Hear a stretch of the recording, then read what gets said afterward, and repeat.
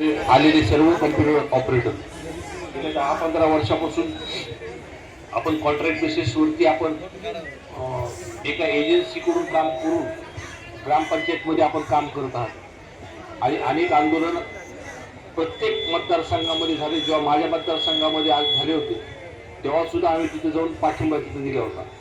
ह्याच्यामध्ये सगळ्यात महत्त्वाचा विषयाची अडचण जी समजून घेतली की आपली पहिली मागणी जी आहे ती कॉन्ट्रॅक्ट बेसिसवर काढून कर्मचारी बेसिसवरती आपण तिथं जागा उपलब्ध म्हणजे घेणं. तिथे दुसरा जो GR जो समितीचा आला होता तो मी GR एकदा बघून घेतो.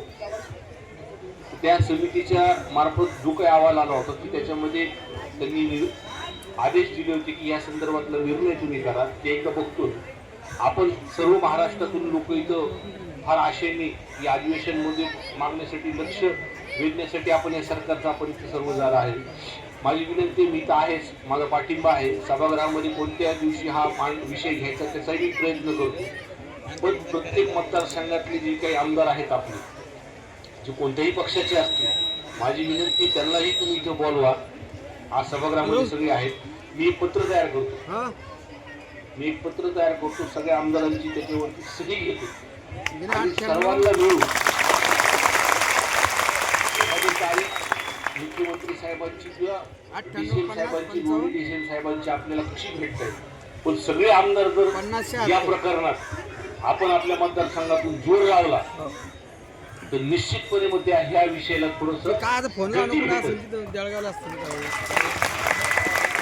आजचा एक दिवस आहे.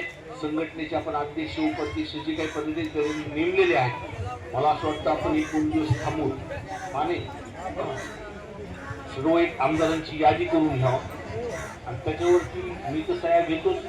तुम्हाला एक कागद देतो. एका कागदावरती सर्वांचे सही घेऊन एखादी बैठक आपल्याला या निमित्ताने घेता येईल का एवढं मी नक्कीच प्रयत्न करतो. आणि अधिवेशनामध्ये सुद्धा मला संधी भेटली तर हा प्रश्न आपल्या मार्फत तिथं मांडायचा होतो.